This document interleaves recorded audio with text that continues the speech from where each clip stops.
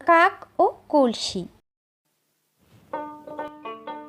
বড় একটা মাঠ, মাঠের ওপারে ঘন বন। এক ছিল কাক, সে খাবারের খোঁজে বনে যেতে চাইল। সে উঠতে শুরু করলো। উঠতে উঠতে তার খুব পিপাসা পেল।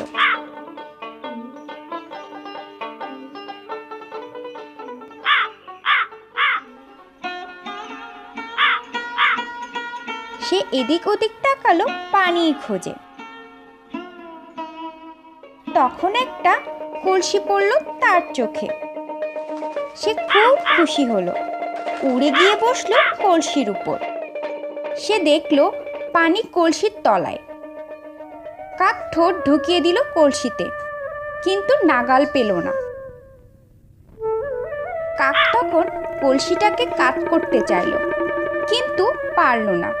তাই পানিও খাওয়া হলো না। তার খুব দুঃখ হলো। সে এদিক ওদিক তাকালো, কাছেই দেখতে পেল অনেক নুড়ি। তার মাথায় একটা বুদ্ধি এলো। সে একটা করে নুড়ি আনতে লাগলো, ফেলতে লাগলো কলসির ভেতরে। কলসির ভেতরে একটা একটা নুড়ি পড়ল। তলার পানিও উপরে উঠতে লাগলো।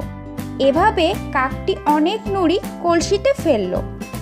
এক সময় পানি কলসির মুখে উঠে এলো। তখন কাকটি প্রাণ ভরে পানি পান করলো। তার পিপাসা মিটল। কাক খুশি মনে ডানা ঝাড়া দিল। তারপর উড়াল